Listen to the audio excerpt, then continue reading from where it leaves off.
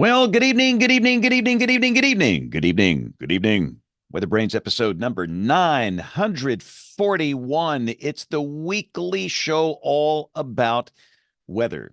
This is for the 29th of January, 2024. You know what that means? We are 2 days away. Count them, 2 days away from the 18th anniversary of the beginning of this show. This show turns 18 years old on Wednesday. So happy birthday to us. We started on the 31st of January, 2006. And as we often say here, we're not the best weather podcast. Everybody's got a weather podcast, but by golly, we're the oldest weather podcast.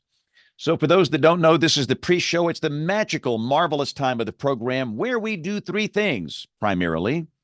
We share boring personal stories, humorous anecdotes, and from time to time, we say outrageous things.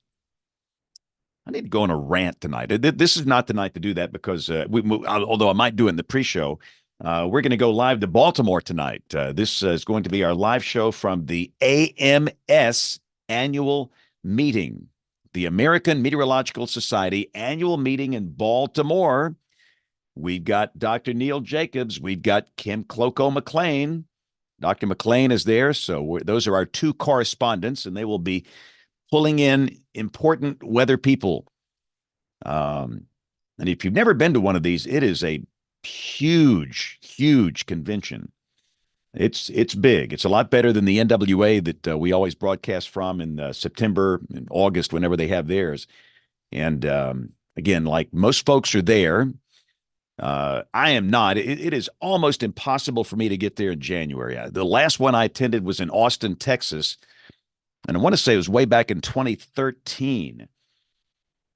So anyway, here's my rant. I mean, it's these first alert code red weather emergency days that these corporate guys have mandated, that local meteorologists declare. I got reamed out today by some guy, and he made some great points. Hey, man, you called a code red emergency first alert weather day on Saturday, and it just rained. And he's right. I mean, there's nothing dangerous going on Saturday. And again, I'm not faulting the local guys, not at all. I know these guys. They're frustrated like everybody else. But there's this mandate at all these corporate entities where, anytime it rains or there's fog or you got a dog peeing on a bush or something. This is a weather alert code red emergency day. We are declaring it now. And of course, when nothing bad happens, after a while, people just get tired of it. They really do. And again, it goes back to the old concept of using fear to drive, in this case, television viewers. The social media guys use fear porn to drive engagement, likes, shares. And after a while, it just doesn't work. I mean, people get sick of it. And I'm telling you, and somehow they connect me with it. And by the grace of God, I have managed to stay away from it here. And I'm very thankful for that to our corporate folks that have not mandated that I do that. But goodness gracious, I mean, we are in a time where the evening weathercasts are not appointment viewing anymore. You can get weather anytime you want, right here. And that's how people consume daily weather information. And yeah, they'll watch a TV newscast. Some people will, not a lot of folks, but some will, just to kind of hear a story and maybe a little more than what they get on their phone. But even that people want to get more than what they get on a phone app, they'll go to a blog or hopefully some credible source. And I think as the journalism business changes, and again, the old model is dead. I mean, let's just be honest here. The old school model that was driving our business for so long, it's got to be reinvented. And if we don't reinvent it, we're going to be in trouble. And so I just think one of the first things we need to cut out is some of that fear stuff. And again, I'm not so sure I've got the right answer. The journalists, they're in a quandary. I mean, I look at all the articles that have been written about journalism today, about how it's just going away. The newspaper, of course, the newspapers went away a long time ago, but the digital versions of the newspapers, the digital properties are going away. Folks are losing their jobs. There's just no, pays salaries are horrible. Billionaires have tried it. They didn't have any success. Hedge funds have tried it. They didn't have any success.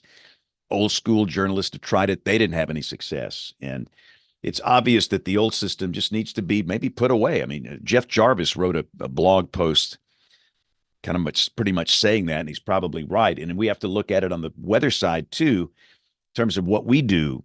It needs to be reinvented. So, but gosh, and again, the guy that chewed me out, he really made some good points. The thing is, he thought that I declared a first alert weather emergency code red day, and it caused some things to be canceled, and it just rained some in the morning, and we had a little band of showers that afternoon, and nothing really happened. So anyway, that's my rant, outrageous thing here. All right, so it is 6:55, and I see nobody but me here, and that's kind of creepy because this has never happened before. Ooh, and if we don't get anybody else here, we'll just rant on. I mean, I can do this for a while. No, they'll be joining us in Baltimore at the top of the hour, and I know that Bill Murray is out tonight. Bill is in Atlanta, and he's got some kind of meeting. Although we all know that it's 50-cent beer night at Hooters, or it's a pub crawl or something. So we know Bill is out tonight, but our two correspondents in Baltimore at AMS are Dr. Jacobs and Dr. McLean, Kim and Neil. And they've got a set up, and they're going to be pulling in folks, and we're just going to kind of let them have the show tonight. And again, for those that have not heard, we are making a pretty good effort here to shorten this. Instead of a 2-hour show, we're trying to get it down to 90 minutes. And we've done that for the past couple of weeks. And I think that's the right thing to do, in that people just don't have time like they used to have to consume 90 minutes of content. It's all people can do to consume, in some cases, 2 minutes of content, much less a really long form 2-hour type show. So we're trying to compress it a bit and give folks the chance where they can listen to it. One of my favorite podcasts, and I'm not going to say which one, it's 3 hours long, and they do it twice a week. 3 hours, twice a week. That's 6 hours. I've not listened to a full show, and I can't remember when. I just can't. I don't have the time to do that, even though I do spend a lot of time in the car midday driving to school programs. So, we're hoping that will work.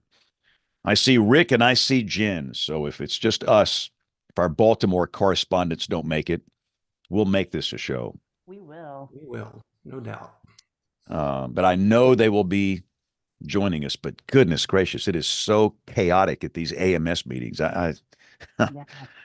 And understand, I love them, and I love seeing people, and I love the networking, and I love learning. It's great, but it can be very overwhelming. And Jen, you say you've never been to one of these. I've never been to one, and Nelson is there now, and he's been giving us little updates, and he's never been to one either. So he's like, this is a lot. I mean, there's people everywhere, and he's trying to, I mean, I think he did a search for tornado in all the different abstracts and the presentations and everything. There's like 190 entries or something. I don't know. It was something crazy. He was trying to narrow down, what do I go do? And I think he's having a good time, though. It's so great for all of these kids to be able to go and network and learn. And this kid wants to go someday. So I will go at some point. I'll be able to make it. So. Yeah, to be a student, be able to go to that is just, oh my gosh, it's just awesome. Amazing. And I didn't count it this year, and this is one of the first years I haven't been in a long time, but there's close to 40 concurrent sessions going on at the same time. So you forget about, you get the app. Well, we can talk about it during the show, but you get the app and you make your schedule of the presentations you want to see, and there's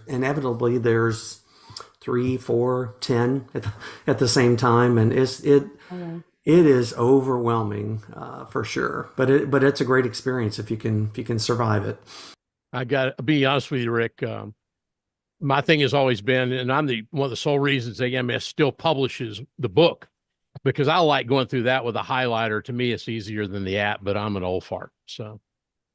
And that would be a great show title, but we're not started yet. So good. I knew that. And so let's, in 2 seconds, welcome our television viewers. We're at the top of the hour. It's 7 o'clock Central Time on Monday night, which means it's WeatherBrains night. Yay! We have zero weather going on here. We have nothing happening, so Well, you you're just not text missing yourself, any. buddy. You just Yeah. text yourself. Yeah. Warning for Alabama. That's right. You're not going to miss any weather events. So we're going to hopefully go to Baltimore. So let's get the thing started here. And if they make it, I know they will. They All all right. may be in jail by now. You just Yeah, can't that tell. and that's a great show title. All right, here we go in 5, 4, 3, 2, 1. Join the American Meteorological Society by becoming a member of the band. The AMS Weather Band is a global community of weather enthusiasts dedicated to learning and sharing their love of science. Visit amsweatherband.org to learn more and join the band today. You're listening to WeatherBrains. They're kind of a big deal. You heard it. Mr. Curtis said we're kind of a big deal, which maybe means we are a big deal. I don't know. This is Weather Brains, episode number 941. This is for the 29th of January, 2024, which means we are actually 2 days away from our 18th anniversary. The first show was done on the 31st of January, 2006.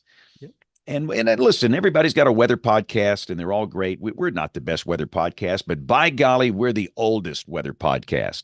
18 years. Who'd have thunk it? So the object of the game for this week's show, it's to go live to Baltimore and the annual AMS meeting. And we've got two correspondents there. We've got Dr. Neil Jacobs and Dr. Kim Cloko McLean.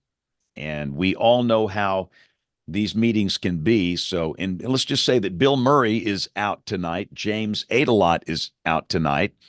But we'll see how it goes here. And if we can get them on the line, we're just going to give it to them and let them go.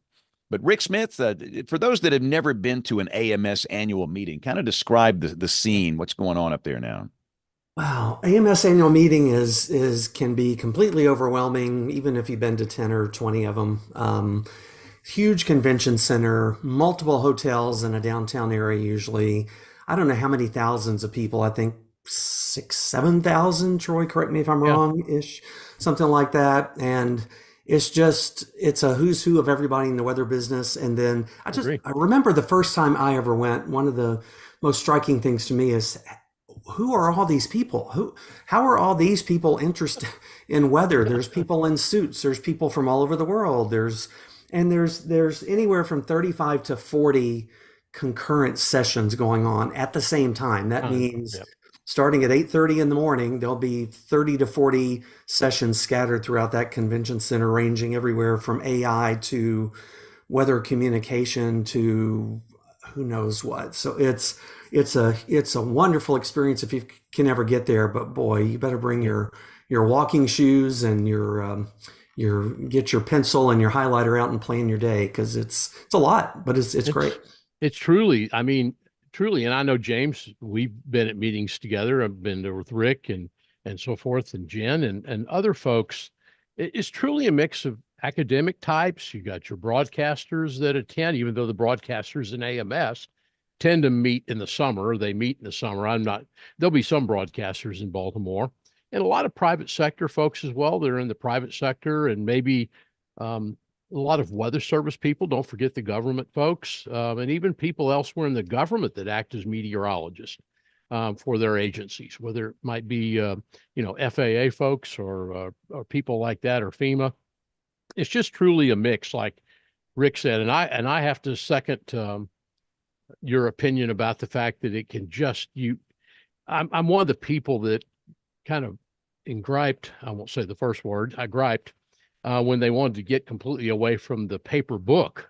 We went to an app, and that makes it somewhat nice. But I, as the old person here on the show, I still like to have the book with the highlighter. I like to go through and highlight the sessions and then highlight the presentations down beyond that. But truly a good time. And there are a lot of people in the AMS up in Boston, Beacon Street, that work themselves just to death during this to make this happen. And I think the hat must go off to Beacon Street for making this happen for all those folks, Rick. Absolutely. I've been involved as a program chair for the past 3 or 4 years, and boy, that gives you a whole different perspective on, Yep. you know, I've done it myself. People complain, well, why did you schedule these two sessions at the same time? And why is this one so far away? And it's the people, I can't even start to mention the names, but there are full-time people with AMS that this is their Yep. life. And Yep. I don't know how they do it. It's a huge undertaking, and it's just so impressive to see it. And wish I was there. Yeah.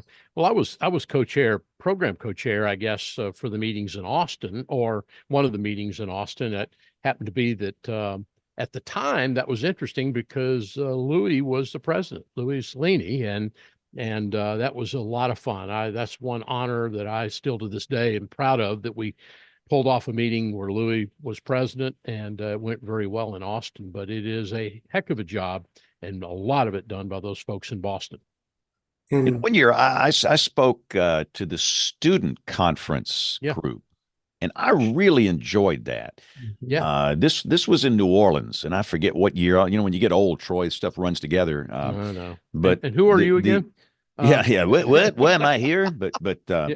no, they those kids were just great, and Yeah. they sincerely wanted to make connections. They were there to learn. They weren't there to goof off. You know, and it was I was so impressed by the logistics of that. And like you two Yeah. have talked about, I cannot imagine working for the AMS, you know, having to chart out the logistical needs in scheduling and everything else, and to accommodate everybody. And, you know, people are griping and, oh goodness. But I just really enjoyed that part of it, was the student conference. And they had that on Saturday into early Sunday as well. I think, Rick, I'm stuck dealing with academic things, University of Texas, so I could not attend. But usually we get the meeting kicked off with the students over the weekend in advance, and I think they did that. And I saw a lot of good social media stuff, Jen, Rick, and James.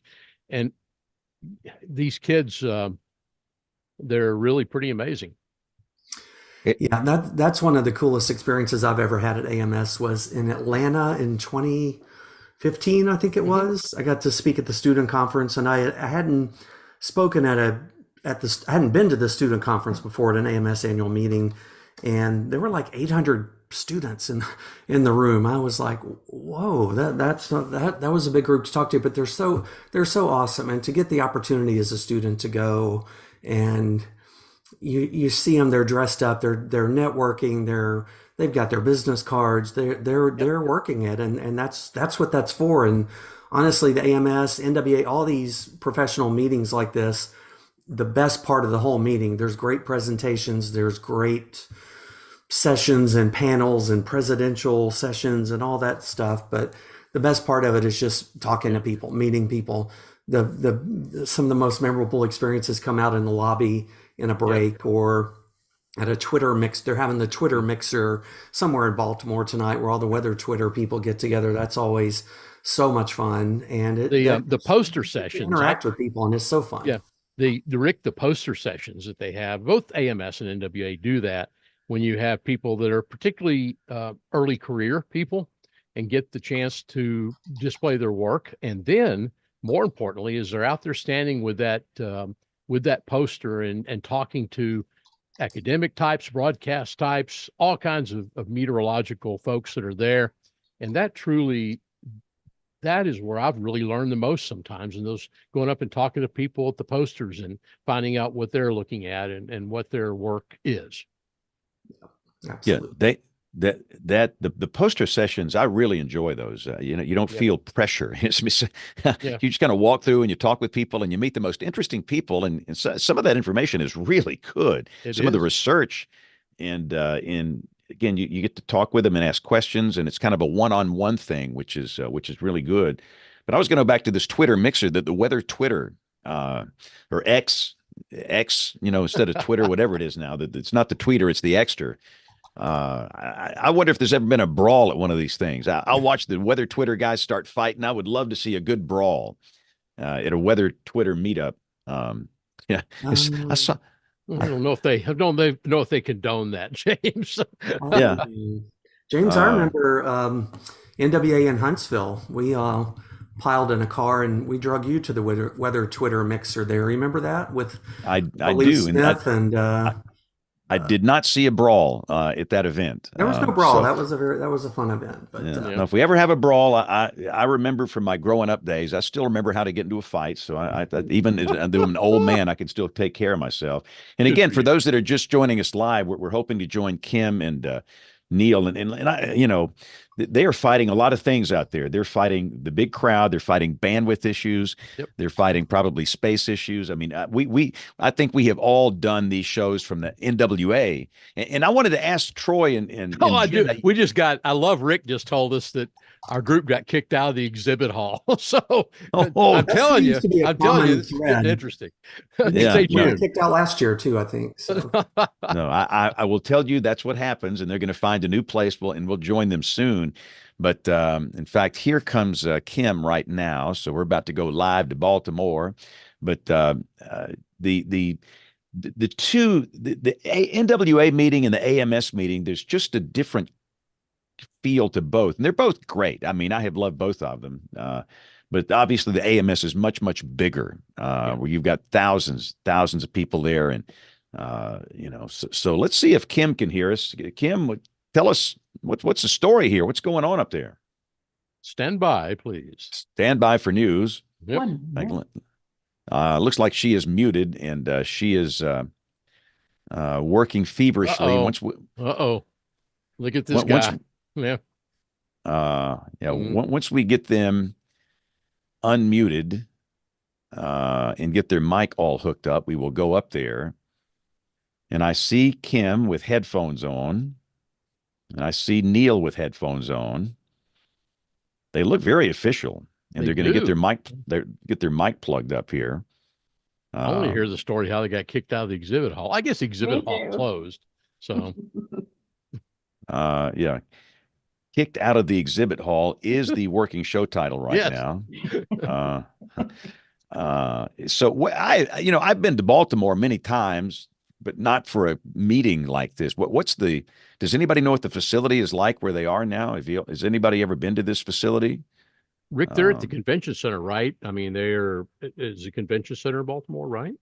I think so. We're going to find out here shortly as they still efforting to get their audio going there. But I'm not sure. I've only flown through Baltimore. I was kind of bummed not to get to go to this one, but it looks like it's in a beautiful location. I mean, there's lots of people are posting pictures from the harbor, and there's lots of restaurants and stuff to do around there. It looks really, really nice. So it's in a very scenic part of the city. It looks like. Can't wait till next year, because AMS next year, the annual meetings will be in the Crescent City in New Orleans, Louisiana, and I'll be kind of retired from work by then, and so I plan on being in New Orleans next year. But it's always a good get together. Yeah, I need the fact that it's close to me. I might try and make that next year. Ooh, we just heard you. We just heard you. Hello, Kim. Okay, so you can hear me? Yes. Did you hear Neil? Can you hear me? Loud and clear. Loud and clear. We are broadcasting live, and we're going to turn it over to you two. Oh boy. All right. Well, I guess you've been updated on the early hijinks here at the AMS annual meeting, where we perhaps overestimated how long the exhibit hall was going to be open this evening based on historic trends. That persistence is not always the best forecast, folks. This is advice you can take to the bank. So we are pilfering some folks from a mixer. Oh, hello. Who they are over here. The people are still back in the room. We lost track of all that. Okay. Yeah. All right. Well, we will go back to the room and find them. Thanks, DJ. Yeah. All right. So the first thing that we're pilfering from is a mixer that is a tech mixer, I do believe. Neil's staring straight ahead. So, the name of this thing? so tell us about content. Can you hear us okay, Kim? Sure can. Tell us about the meeting so far. What are your thoughts? Sure. One of the first things that I need to comment on is, honestly, we don't have a nor'easter, And we did have a football game. And actually, we also had a cheerleading competition that was taking place at the same time yesterday. So the kickoff to the AMS annual meeting is colorful and bright here in Baltimore. The meeting's theme this year is really centered on environmental change and living in a world filled with it. And we've heard from really interesting speakers in the presidential forum that opened things up yesterday. And today we had our first set of regular sessions. Hey, let's Hey, Kim, I got Troy here.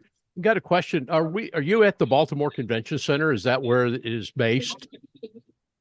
That's where this is based, yes. Okay. All right, I think we have our first interviewee. Neil, would you like to take it? Oh, we have a whole line of people who've agreed to talk with us. Thank you, people. all right. So can you hear my audio? Yes. Loud and Yep. clear. Sound good. All right, here we go. We got Oh, I'm the one being interviewed right now. yeah. Welcome. Hello. Tell us about I'm- your AMS experience so far. Oh, it's been great. I've been eating a lot of crab and I gave a talk yesterday. I've given 2 talks today, and I've chaired a session already. And I'm co-organizing this mixer of artificial intelligence and tech and data science folks. So a lot has gone on already, and it's only Monday. Oh, so- I should preface that this is being live streamed on YouTube and cable access TV. So go ahead and introduce okay. yourself. Am I on And channel 7? yeah, you're on. Okay. You're on national news right now. Okay. Oh, Um, great. Tell us who you are and what Hi, you America. do and who you work for. I'm Ryan Lagerquist, and I work for NOAA, the National Oceanic and Atmospheric Administration, and also CIRA, the Cooperative Institute for Research in the Atmosphere, which is an institute involving Colorado State University. So lots of different affiliations there, kind of an alphabet soup. But I'm a meteorologist by training. So I have all 3 of my degrees in meteorology, but I'm also a machine learning researcher. So I've been doing machine learning applications to weather prediction for the last 12 years now. Some of the things I currently work on involve tropical cyclones or hurricanes, predicting when they're going to rapidly intensify, getting a better idea of exactly where their circulation centers are. And some of the stuff I do is a little bit more theoretical, like figuring out how to make machine learning do better uncertainty quantification. So how to make a machine learning model give you precise estimates of its own uncertainty and the uncertainty in the processes that it's trying to predict. So how do you when you always hear about a lot of this AI weather forecasting stuff, and there's all these, I guess it's trained on the European reanalysis or something. How does that work? Are we ever going to see a world in which we don't have to have a reanalysis for training data or observations? Can AI do it all, or are we going to have obs and a reanalysis to train on? We're always going to need observations to train on for sure.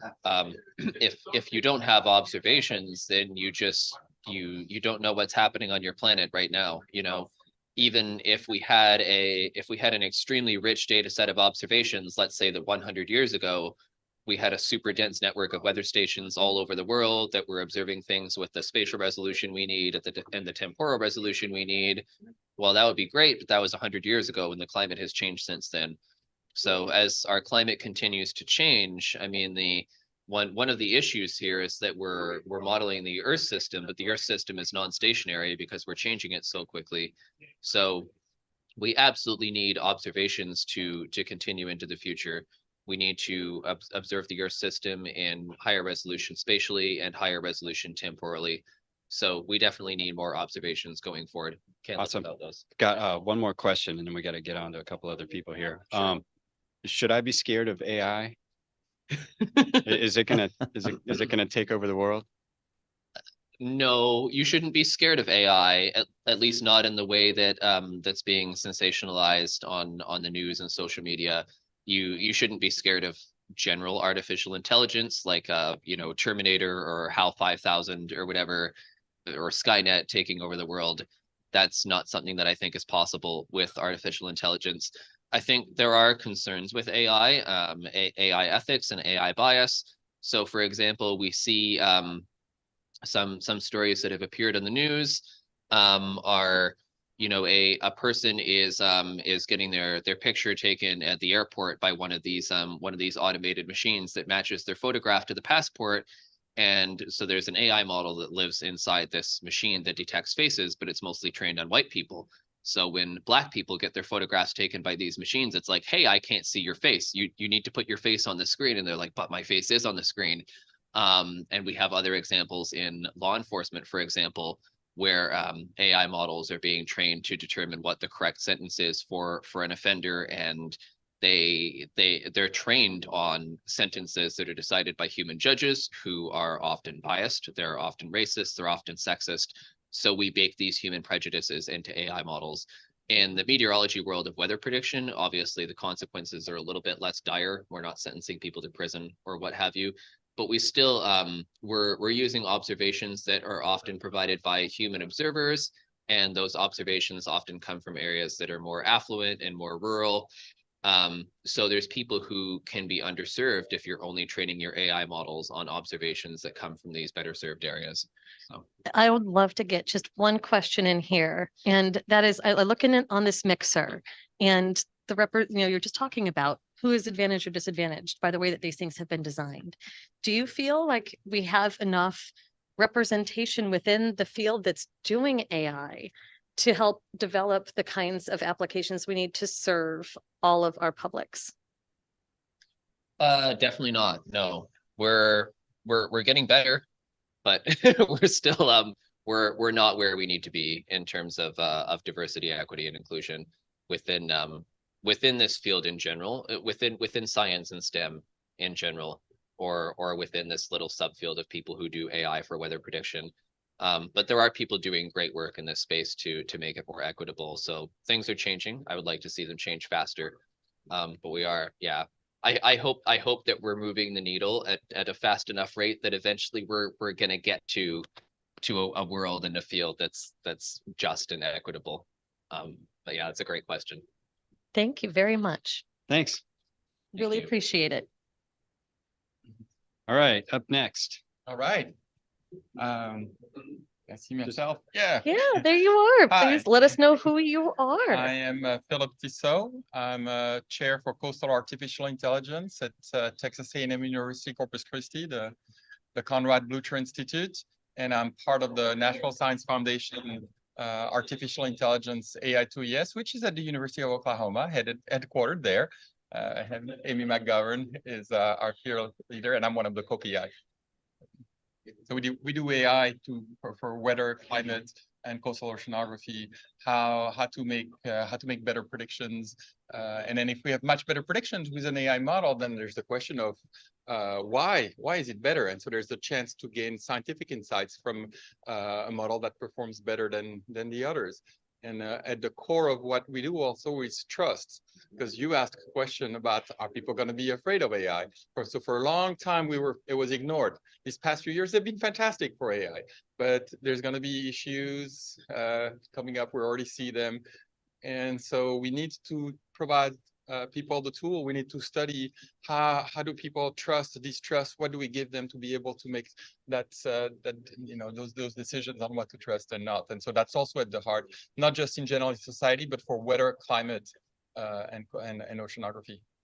So working in this field as you have for as long as you have, with the recent advancements in AI, are there things that have surprised even you that have been coming out in the past few years? What has it been like from your point of view, being in that area, to see the kinds of things that are coming, the way that society is taking up AI might have also come as a surprise to you? What has that been like? The speed. The speed, we didn't quite see in our fields until 2017. It was pretty quiet.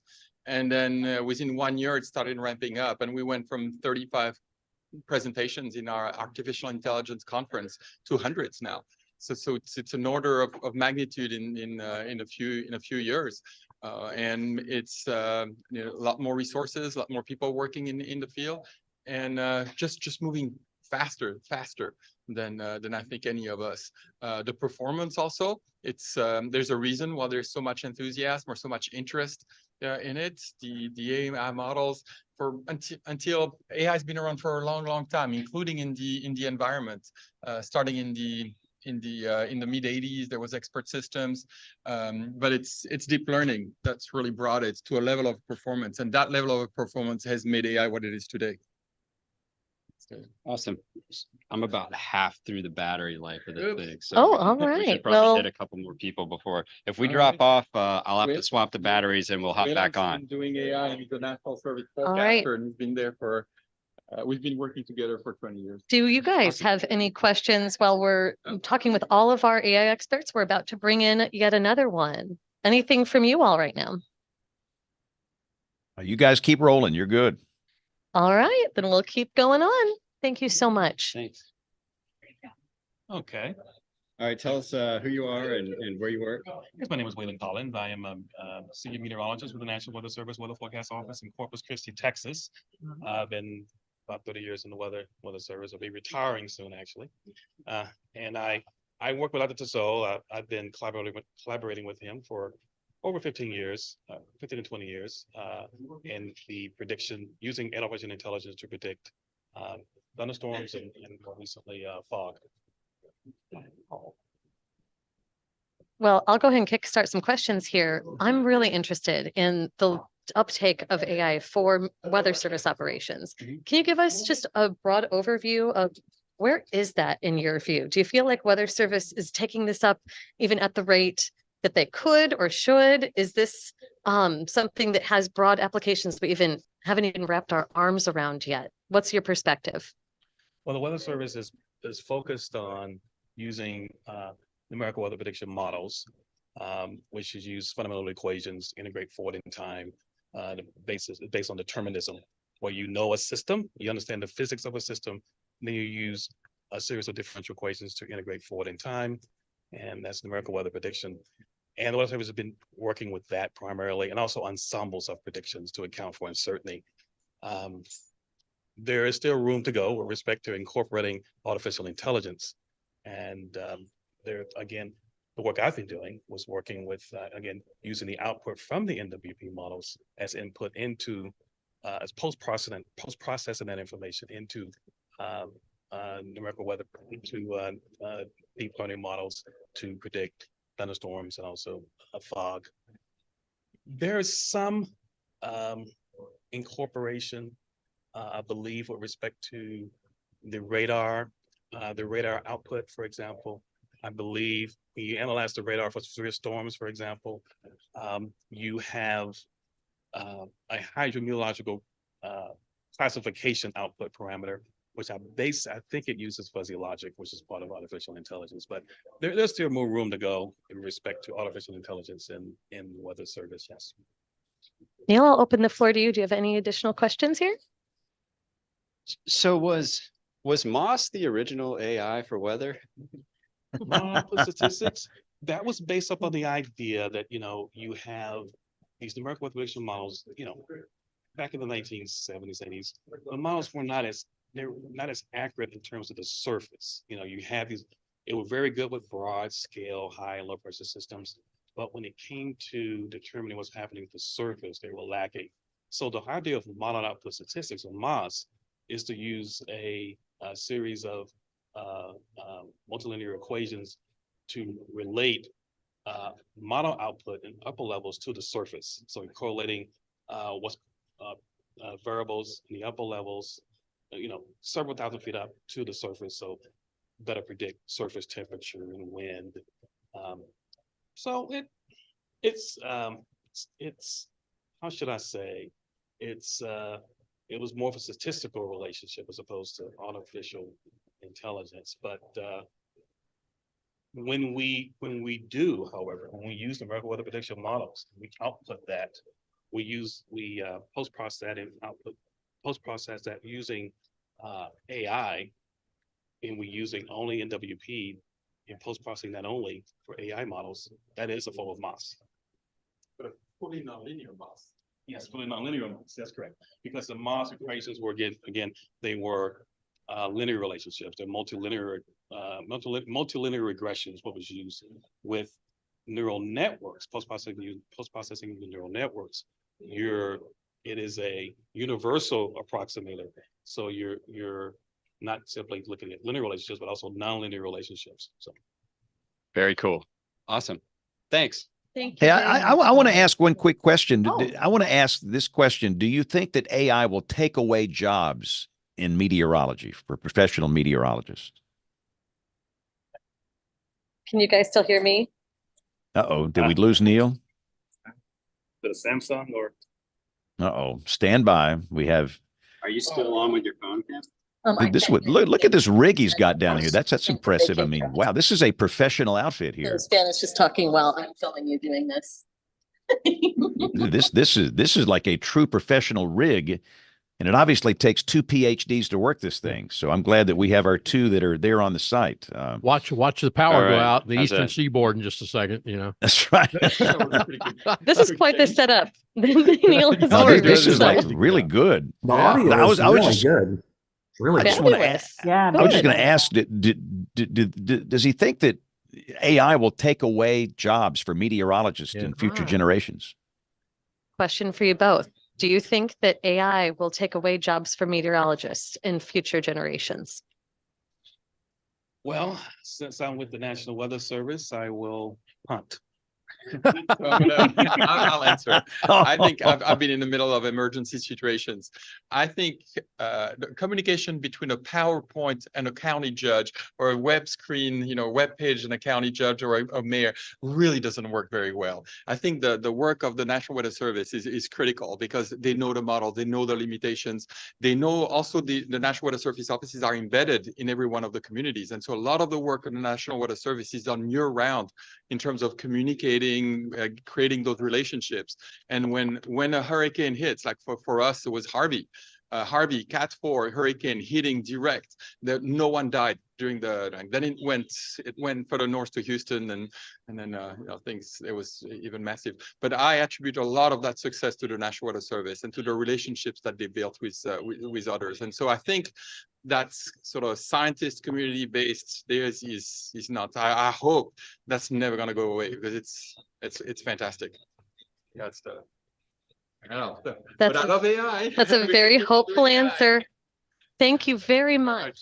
Yeah, thank you. And I want to say, but I still love AI, and so let's keep that. AI can because AI for the meteorologist, you can get a lot more ensembles, so you can do uncertainty quantification at another scale. There's all sorts of cool tools coming, and then who's going to have to interpret and use those cool tools?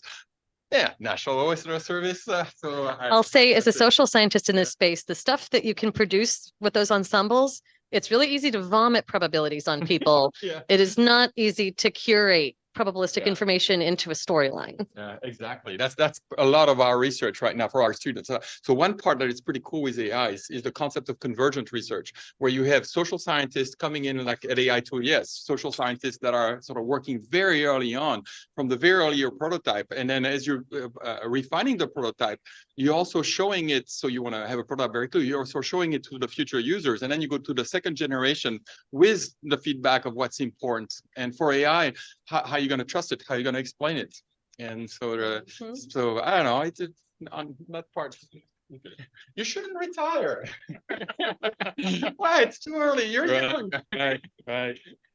Anyways, AMS is fun. It sure is. Well, thank you both so much Thank you. for your time. Enjoy your mixer. Thanks for letting us take your time. All right, we All right. Neil, would you guys be interested in us giving a bit of an overview of some of the highlights of what's going on at the annual meeting? And then I don't know if we might be at the half hour that you had slotted for us. We do you think? we were hoping you would do that. Please. All right. Well then, Neil, let's start with you and all of the great stuff that you're doing. Can you tell us some of the highlights of what's to come from your view? I'm pretty much focused on the UFS community modeling. So the next couple days, it's really just talking about EPIC, the UFS, where we're going with that. A couple cool new things, really rolling out a lot of work in the cloud. So you can run, I used to always say you could run this on the laptop, which you can do, but now you can run it in the cloud and you can get a lot of high performance out of the cloud service providers architecture. So you can run these models at really, really high resolutions. The other thing that I'm going to be doing on Thursday is the AMS town hall for the policy program. and talking about that. Policy colloquium, summer policy colloquium's coming up. That's always fun. So I'll be giving a couple of talks there as well. So yeah. So full slate for him. And in more of the social science and applications things, there's a lot of conversation this year about how we continue to further social science insights in our field and bring them closer to operations. So there are many facets of that are getting discussed. We're really interested in the collection of social science data and how to share it, which is a very different endeavor from sharing data about the planet. You have to care about the rights of human subjects. So how to do that is as much art at this point as science. And federal agencies being involved in that is an interesting deliberation. We're also talking about, from the perspective of Weather Service, we do have some studies on things like the SPC convective outlook. And should we change the words? Should we change the colors? Should we scrap it entirely and make something new? And so we'll be talking about that process of assimilating what is known about, especially particular products at some of our national centers, and moving forward the dialogue about how we all communicate these hazards better together.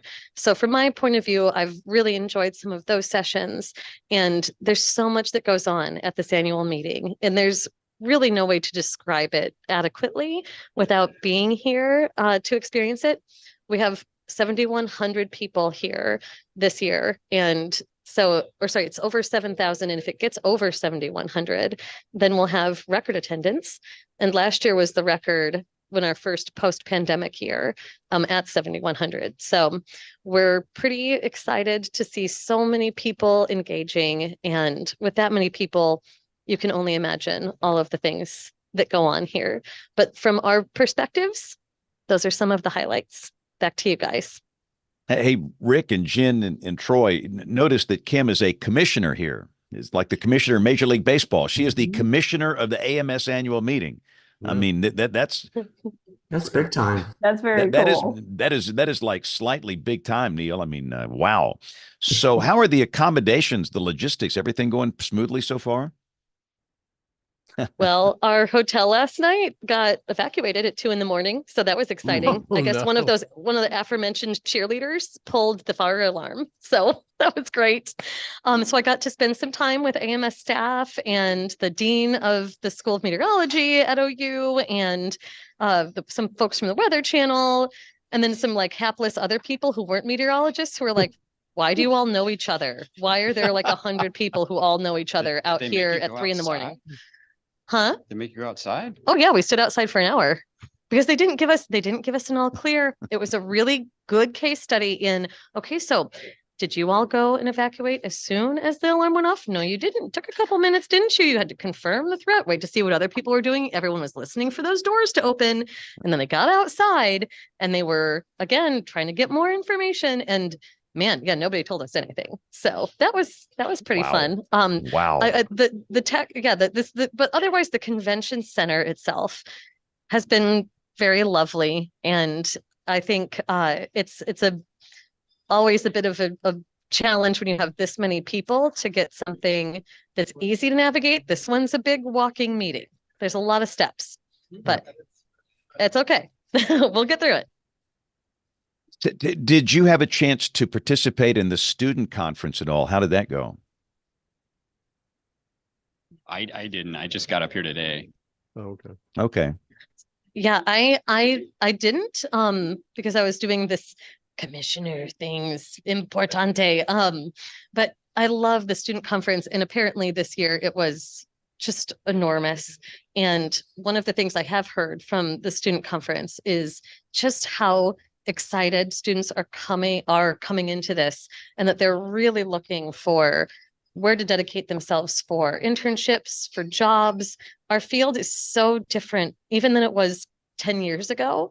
So students are feeling that pressure to really have things figured out a little bit early on. And so we're seeing that sort of ramp up in interest and energy, and just trying to help students know that because our field is just changing so rapidly, it's really kind of what they make it too. As much as finding what already exists, it's about envisioning what could be and encouraging them that way. So one note I want to ask about the awards. Is it I guess it's the awards dinner. And I don't know if I think I heard it on this show. Are we going formal this year for this thing? Is that the plan? Will you be in formal wear for this? Possibly. I'm trying to see how many people I can get to join me in this endeavor. Neil has volunteered possibly. There's a maybe. He has his tux. I know Neil has his tux. I know he does. I carry it everywhere I go. I It's know always you in my do. bag. Yes, I did bring a full set of different clothing options with the shoes and all of that. So that is to be determined. I'll report on that next week. So when will that take? Is it place? Is that Wednesday or Thursday? When does that happen? That's Wednesday, and it's not a dinner this time. So we're going to be doing an awards ceremony, sort of Academy Awards style. It'll be much more efficiently run, I hope. I sort of reorganized it this year, and so we'll just see how it works out. I'm really excited to see what people think of a different format. And after that, people can go and do a mixer party, post party that has food and all of that. But there's not this sitting down, having a chicken dinner, waiting for 3 hours for the event to go through. We're hoping to make this a little bit more fun, a little more ceremonial. And I don't think, and again, I know you guys have to go. We'll let you go in a second, but I don't think people understand, Kim and Neil, how many volunteers it takes to run this annual meeting. This has to be a major logistical challenge. I can't imagine. I sit in on these periodic monthly meetings for session chairs and listen to Jen Ives and the rest of the team just talk about it. And I break into a cold sweat just hearing them talk in these meetings. Yeah. And I think they said that of the society of a little over 13,000 people, it has 1,300 volunteers that are active. So and that's across the society and all of its various endeavors. But we have so many people who are here running the conferences. It's a lot in parallel. That can be a lot to absorb, but it also means there are a lot of people who are really enthusiastically contributing their time and their energy and their talents. So it's also a very wonderful thing. At least hundreds of people among that pool of 1,300 are involved in taking on the annual meeting. We're hoping that people listening or watching that are students or professionals will consider attending next year in New Orleans. And I know the plans are already underway. So one final question. This is very important. Did Neil meet Taylor Swift? No.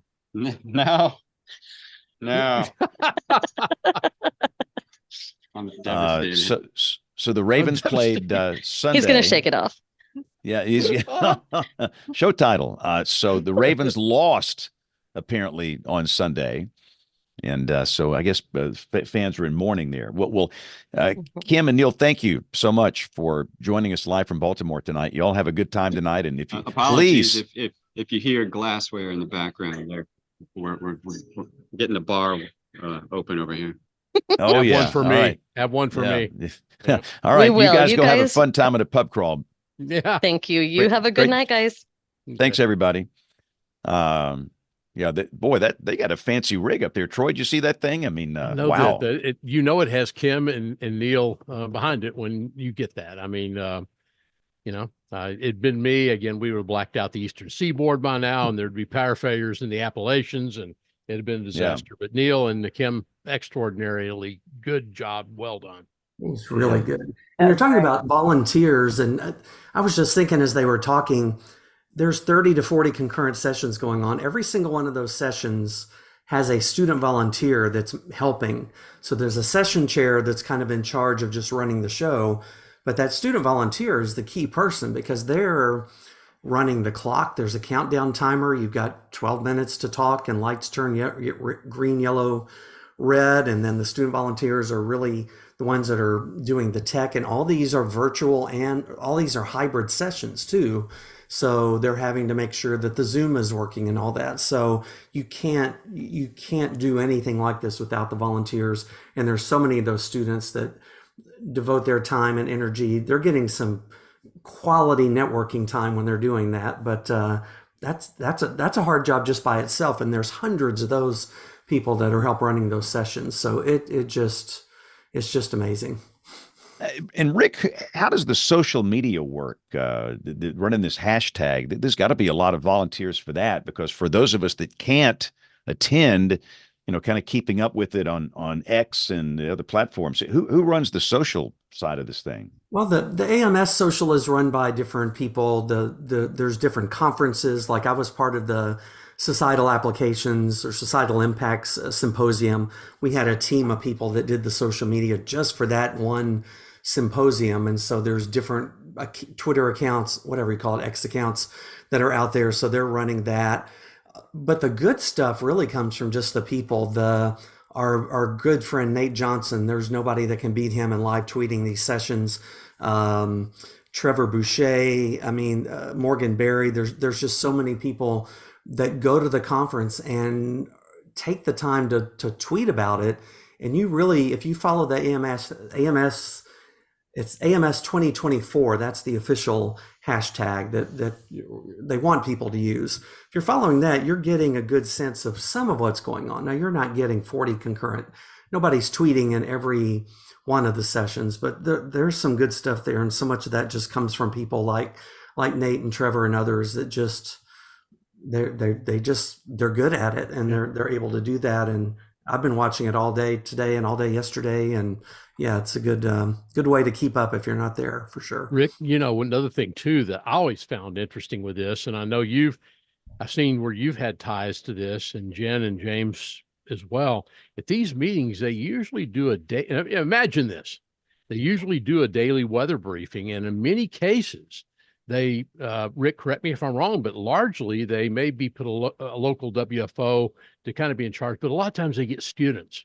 It's mostly I'm telling you, those are so interesting, Rick. And if you're a student in the atmospheric sciences or meteorology now, and you're giving a weather briefing to the AMS as part of annual, what an experience it is. It has to horrify some of those students, but I will tell you, I've seen some of the best weather briefings being given by students sometimes at these AMS and NWA meetings. Oh, it's from top to bottom. If it weren't for the students, it just wouldn't be the same. The energy, the passion, they haven't been doing this 30 years, and they're just coming into it, and they're just so, energetic about it, and it's just so great. But yeah, some of the briefings, when I was a student, if you would have told me I was going to stand up at an NWA or AMS meeting and do a weather briefing for, a who's who of meteorology, gods across the world, across the country, I think I would have probably thrown up or something. But it's amazing. They do it. Let me ask you guys this. A lot of people say, well, I don't like going to the AMS because it's all academia. That's all it is. How would you respond to that? I would disagree. That there is a lot of academia, but there's a lot of very practical information. What you have to do is just go through the AMS program of the meeting. There's symposia like the Weather Ready Nation Symposia that's been going on for several years now. That's very down to earth, practical, where the rubber meets the road. Emergency managers are doing presentations. That is, if you're into operational, what we do, what most of us do, that's probably our favorite sessions, is the Weather Ready Nation, the Societal Impacts.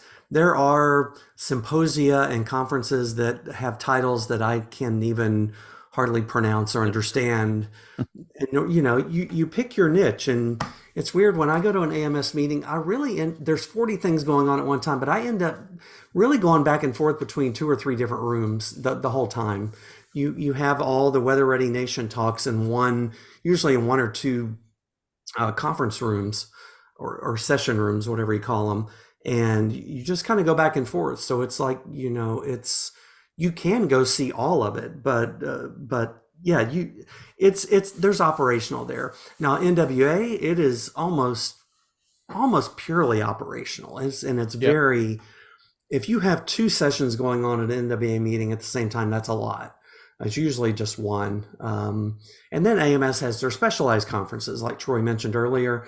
They had the broadcaster conference this year, I think, in Myrtle Beach. Yep. I think it's in Myrtle Beach. They do the broadcasters and the weather warning and communication conference simultaneously. That's one of my favorites to go to, because that is uh, you know the important communication pieces and things like that we all are so passionate about. But yeah, you Well, can get as technical and PhD level as you want to, but there's also plenty of just studies about, how the public understands warnings, or there's lots of kind of grassroots, communications level types of things that we're all interested in. And I think too, James and Jen and Rick, that the AMS, I would say over the last 20 to 30 years, Beacon Street has done a pretty good job of realizing. I think there were some complaints that it tended to be more academic, but I think they're really, they're become more, I think with time, more diversified in the different career fields. There a lot of, like you said, Rick, a lot of emergency managers can come to these meetings, and other folks, but the academic folks are there. Some broadcasters are at the annual meeting. But I think AMS has really done a pretty good job with going out there and saying, okay, we need to maybe get a little better mix. And I think they've done a pretty good job over the last 10, 20 years. And I do want to mention too, James, you mentioned earlier about attending, and anybody can attend these meetings. Now, if you're an AMS member, you get the rate is cheaper, and this is not cheap. I mean, I don't know what it is this year because I didn't go, but it's probably, if you get the full week registration, it's probably $800 or something like that. I don't know what it is this year, but anybody can go. We've had teachers attending the AMS meeting I've interacted with. We've had students, parents bringing a kid that's very interested in weather, and God bless those parents for can you imagine? I can't imagine as a kid going to one of these things. My head would have exploded. But yeah, so anybody can attend NWA, AMS, any of these conferences. They're open to everybody. If you can pay the registration fee, man, what an opportunity to go network with people.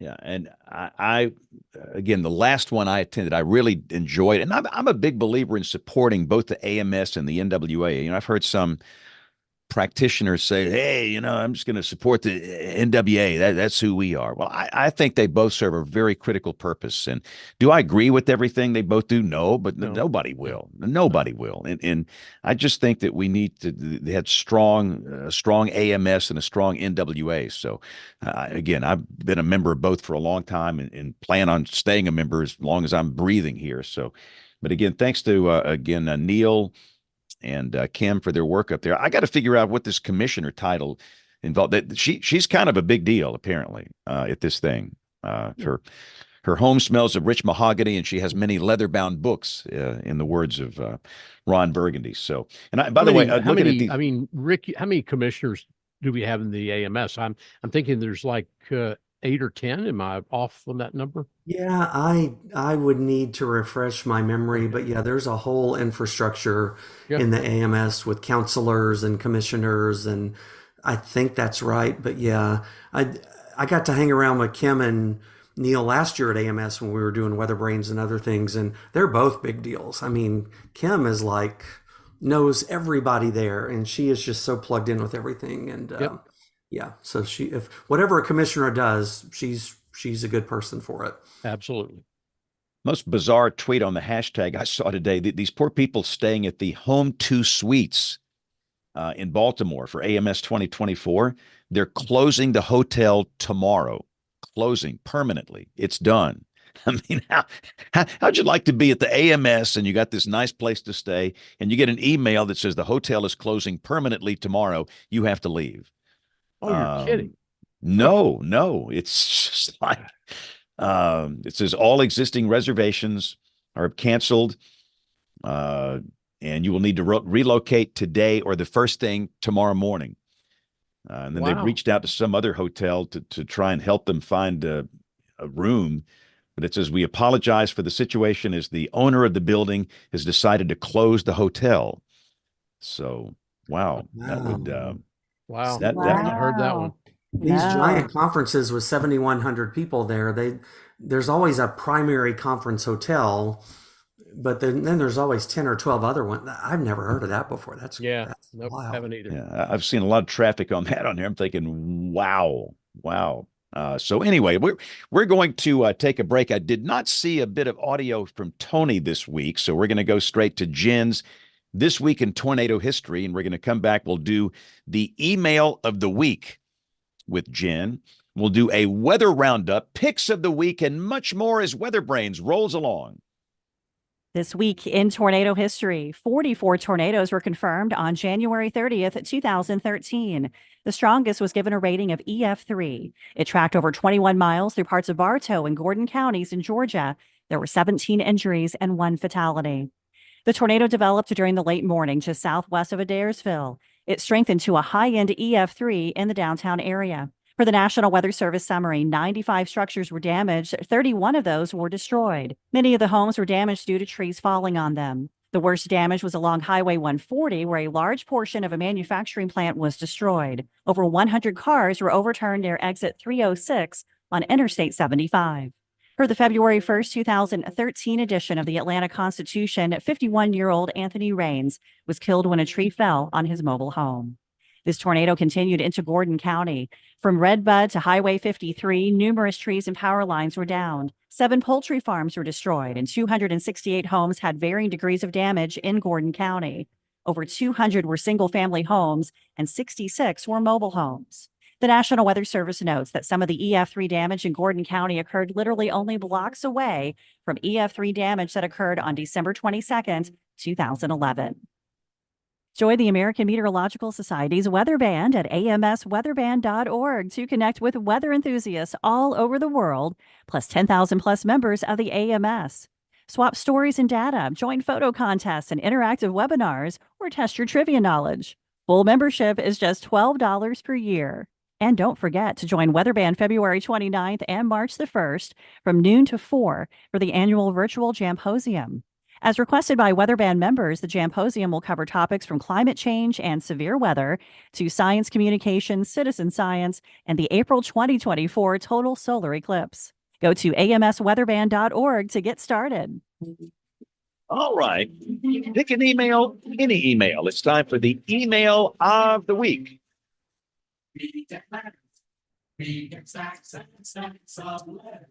All righty. We had a great email come in from Colin Dixon, and we had a few of the brains respond, but I thought we would just throw it out there for everybody and see if anybody else has any opinions. But the question goes, what are your thoughts on the current radar holes where significant severe weather occurs? And if you were to pick areas that desperately need to fill in the radar holes, what areas would you choose?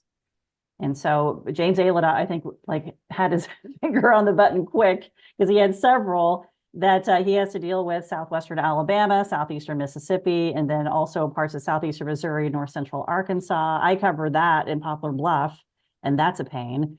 And then southeastern Oklahoma, southeastern Kansas, and then Charlotte. Any other ones that you guys can think of? My big problem for years and years and years, back in the old days before the 88 Ds, we had a WSR 74 at Keyfield in Meridian, Mississippi. Yep.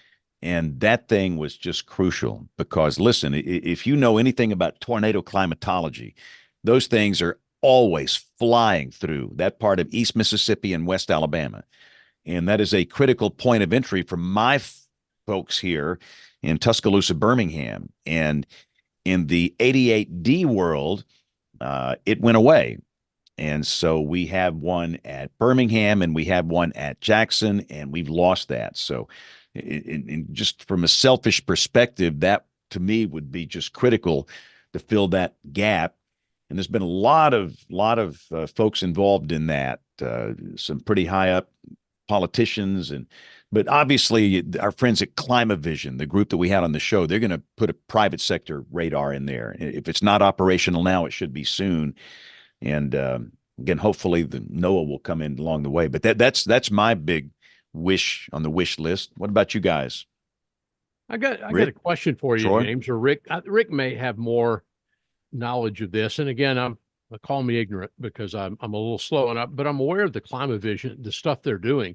But is that radar, I don't assume it's available for use by the National Weather Service yet.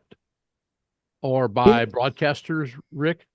It will be available to the Weather Service. I don't know how all that's working, but there's things going on with the Severe Storms Lab and Climavision and the Weather Service to make that data available to forecast offices, but that's about all I know. We are waiting for our first Climavision radar to show up in our area. That's supposed to be out in far western Oklahoma, and then a couple of more. But do we have that one in? Is that one up in southeast Oklahoma yet, Rick? Or are they? There's a separate thing going on in Durant. The city of Durant bought their own Barron radar, a full blown, like a TV station has a Barron radar system. So they have that there. It's been there for almost a year now. So but that's not Climavision. That's a C-band radar versus the Climavision, which are X-band radars, which they have limitations. The big one for me is the Southeast Missouri, because I do tornado coverage for Poplar Bluff, and it's hard to find out what's happening. Also, that southeastern Kansas, I have a vote for that too. And not a priority, but I used to do some severe weather in New Mexico. And there's that area it's southeast of Roswell. So if you get down toward Artesia, Carlsbad, and then far western Texas, you can't see what in the world's happening. Yeah. So we didn't do tornado coverage for very long. It doesn't happen a whole lot, but that was a hard one to do as well. That was a great question. We appreciate it so much. And maybe you will have the email of the week next week. Email at weatherbrains.com. And please don't forget to sign up for the newsletter. It is Troy this week, and it's a long one. And so you're going to want to get on there and make sure that you can read his stellar article and get the history and the astronomy report and all the show stuff going on. Sign up on our website, little button down there that says that you can sign up for our newsletter. You get it every Thursday morning. And I will now give credit to Jen, because she comes to us to help write the articles, but I'm telling you, she holds this thing together. She's made it so we have archived copies on the website. And so, Jen, my hat off to you. I'm saying that because I'm trying to kind of kiss up to you, because when you see this story in its entirety, you may hear a scream coming from Jen. In that case, we can publish a book, No. Oh, no, I'm excited to read it. Thank you. Well, one other thing about the radar, guys, and Rick, you probably have a little knowledge on this as well. And this is where my newsletter article, it's a travel log from the Olympic Peninsula a few weeks back. But Rick, that's one of the great stories on radar out there for so many years out on the Olympic Peninsula. The radar at SEW at Seattle, it couldn't clear the Olympics basically. And for a long time, that entire Olympic West Coast out there, the Olympic Peninsula, you couldn't see anything. You could look at satellite and get something off goes west. You could see that. But because we had the congressional power, and they went and found a radar, I think in South Mississippi. And that was actually taken and is out there in Langley Hill, Washington now, which is on the peninsula north of Aberdeen and Hoquiam in Washington. And I'm telling you, it's amazing. We had a little column of hail come ashore at Claylock, where I was a couple of weeks ago, and the cell was beautiful on the radar. You could tell it was hailing. It was very small, pea-sized hail, but this little thing just flew on the coast in the middle of one of those Pacific storm systems, and they finally have coverage out there on the Olympic Peninsula now from down south. That's great. Yeah, I mean, radar is so critical, and and there another interesting project that's going on. I don't know if y'all have talked about this on the show the past couple of weeks. Is they're moving the Slidell radar. Yep. They're moving it to, I can't remember where they're moving it Hammond. to. They're moving it to Hammond. Yeah. Hammond. Okay. Yeah. And I can't remember the reason for that, but that move is going underway. So it's hard to get a new radar, and it's hard to do things with radar, but man, it can happen. Yeah. And I believe in the case of New Orleans, it was the area around Baton Rouge where you just didn't have the best and low level coverage. Yeah. More further west, and that's why they went out to the Hammond Airport, a little further west than Slidell. Not all that much, but it was enough to get a lower elevation shot, if you will, particularly that area in the northwest part of the what is known as the New Orleans, Baton Rouge CWA. So they needed to have that better view. So I have to commend. And by the way, I think I saw a PNS or public information statement on this, that they expect to have that radar operational Rick, by about the middle part of March. So this has been a pretty Fast. quick move. And as much as I kid around about the government, that's pretty much doing very well in government time. Hyper speed for the government. Yeah, exactly. Yeah, and Baton Rouge is the state capital, so Yep. yeah, that's important.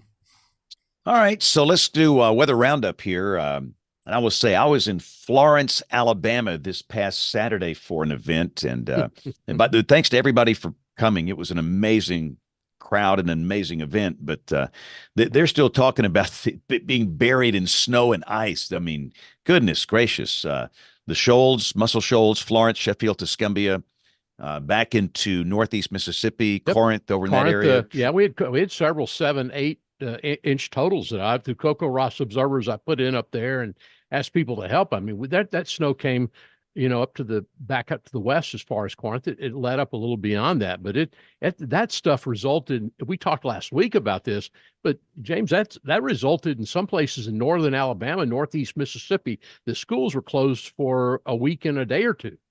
Yeah, 8 days, and it's goodness that doesn't happen at this latitude that often. Yeah. And Yep. they were still a bit cranky.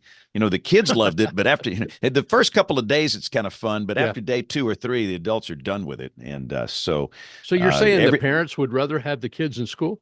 Yeah, it's interesting how they think that way, but yes, it is. So they were goodness. Everybody had a snow story, an ice story to tell, and I listened to every one of them. So we have gone through the big thaw with a pattern flip, and down here we have hit the 60s. In fact, we had 70 one day, and I want to say DC hit 80. Yep. One day.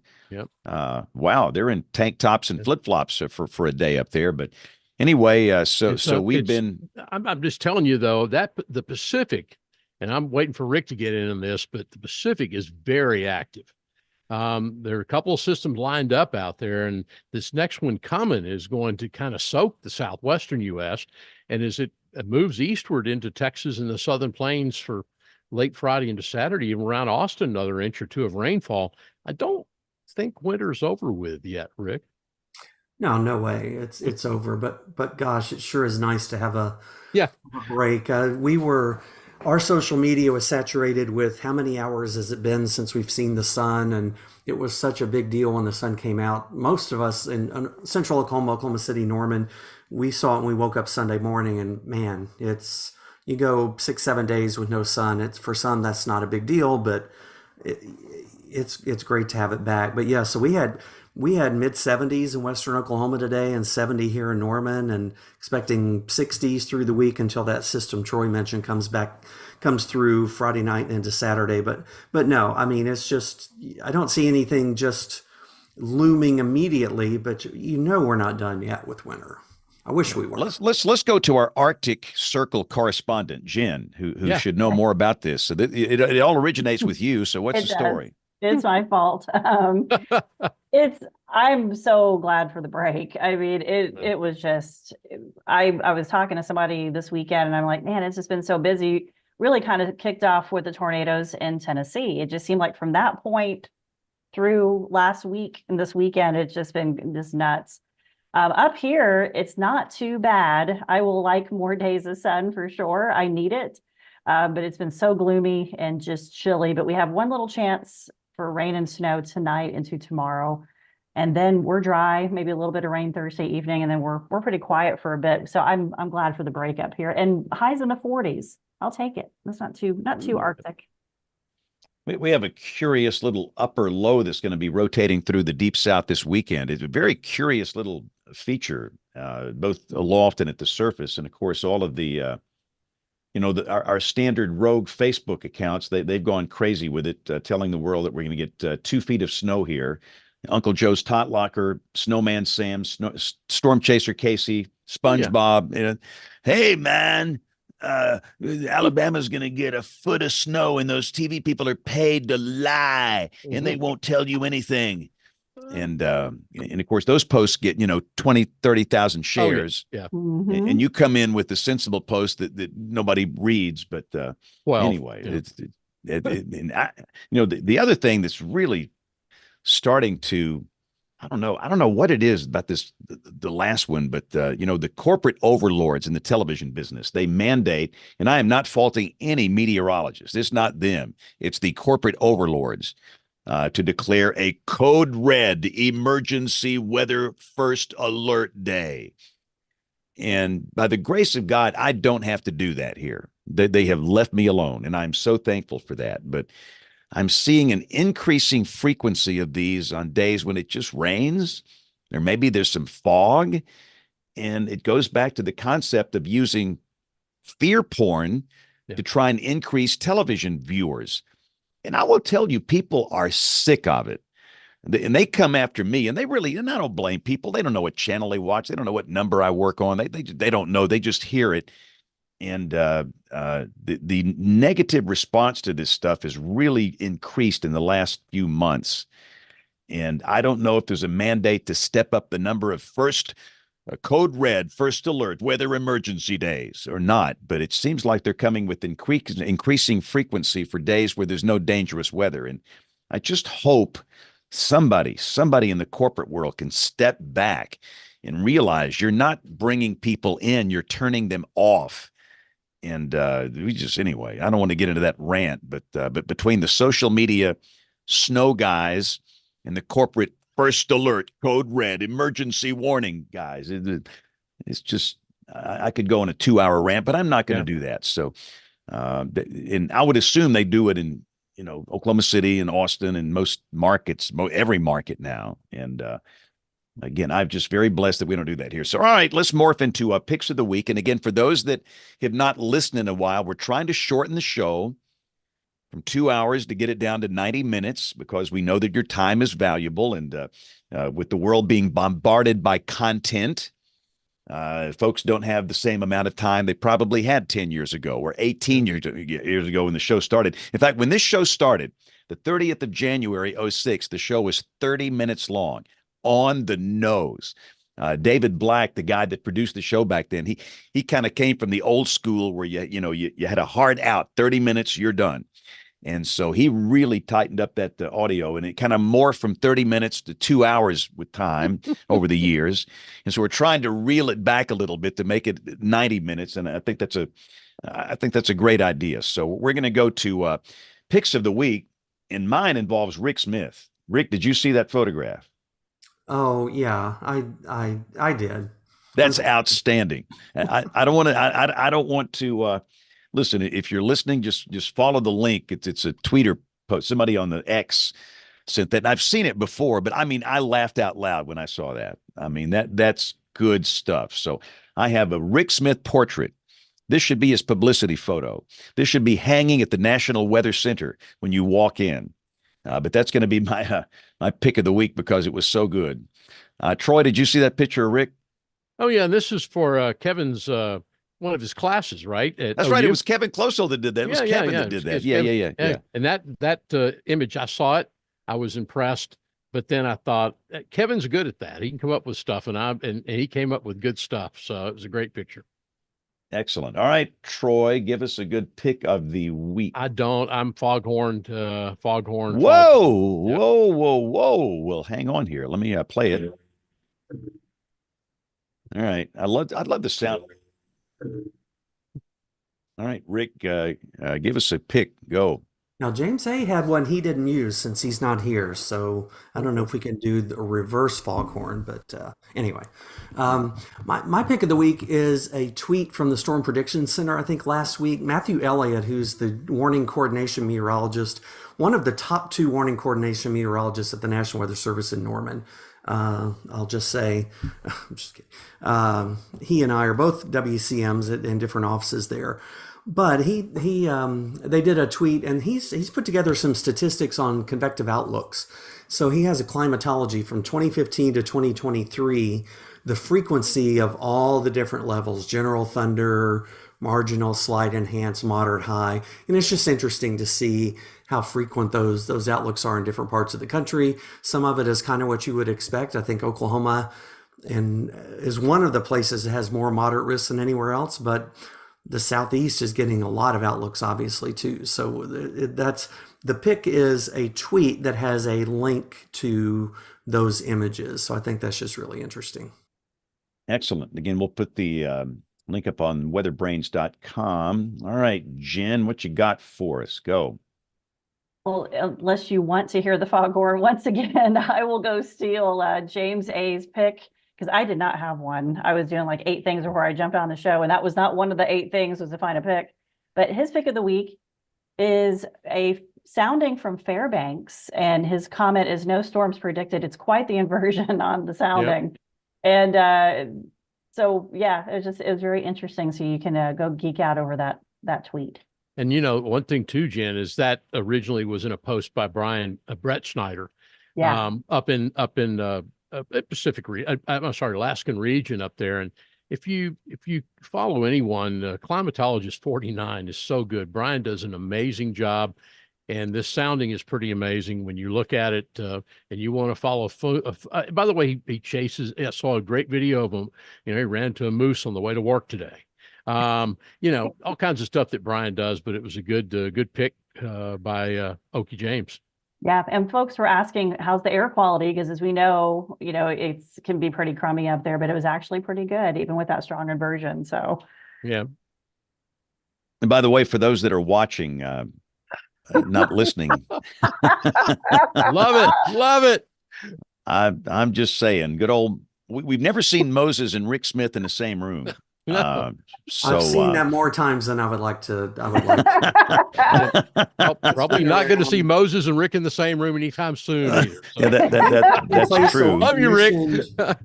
Commissioned Daphne Thompson, who used to work in our building. She actually photoshopped that together, and man, he likes to use it. So he's retiring in May, so we'll see what happens after that. But it could be these images. Worse, so.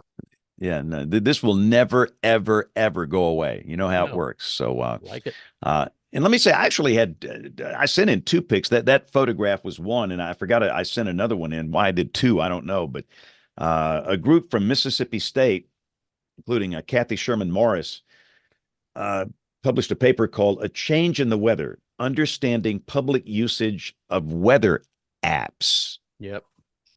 And I think that's an important read for all of us that are practitioners that deal with the public, and that it kind of helps us understand a little bit about how people use apps.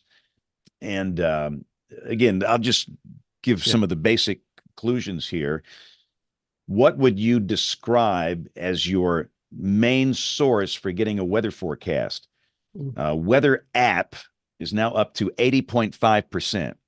And the general public, James, they just look at that app as being an easy way to get a forecast. In many cases, it's not overseen by human forecasters. It's model produced.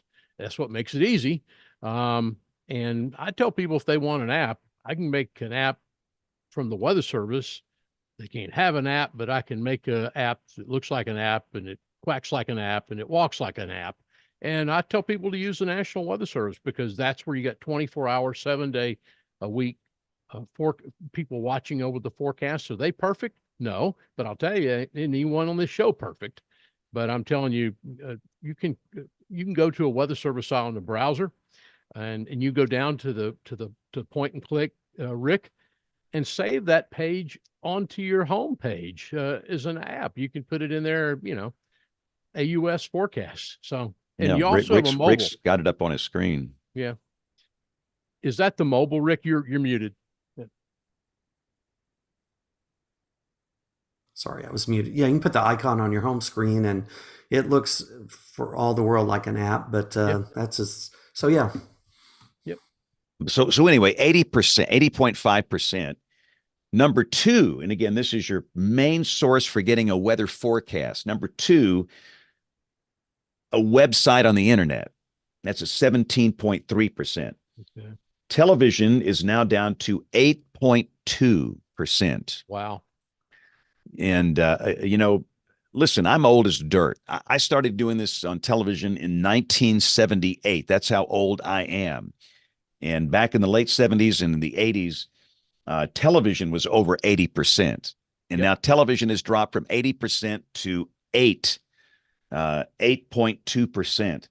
So the evening weathercasts, live, local, late breaking, action news, that's not appointment television anymore. And it hasn't been for years. And we have to be cognizant of that. All of these corporate entities that own these places, and we have to reinvent this. And if not, we're obviously the days are over. And by the way, to me, it's interesting. Social media is just 2%. People getting weather forecasts, which probably is a good thing because there's so much garbage on social media when it comes to disinformation. But I know we got to wrap up here in a minute, but I also wanted to, share this question. After you have been initially alerted about severe weather, like you get a tone out on your phone or you hear a siren or whatever, what source do you typically go to next for more information? And by golly, a weather app is still in front now at 55%, 54.8. Our broadcast number, though, right? No, isn't it? Or yeah, not? Television's 26%. Okay. And a website is at 50%. And I would assume that when people go to the apps or the websites, that they're looking for live coverage. I think that's still critical. That's still a very important part of what we do. Social media is at 21.2%, but obviously we're just we've been totally disrupted, and we've known that for, the iPhone came out in 2007. This is 2024. We should have known this 15 years ago. But if you don't know, we have been totally disrupted, and we have to be cognizant of that. And the easiest thing to do, and I'm guilty of this, I'll start talking about crap apps and like Troy said, these things are mainly automated. Not a human being touches them. Yep. It's raw computer model output. And during critical weather events that are complex events, they suck. They're bad. But at the same time, that's what people are going to use, and we can't just blow it off. They're going to open up an app. Well, I would argue, though, and we pointed out before, and here I go. Hand me the soapbox, Jen. Thank you. This is where I believe where we can actually abide by federal law. I look at the mission statement for the National Weather Service. It's to what? It's to provide general forecasts to the public, in addition to watch warnings and advisories, life and property saving.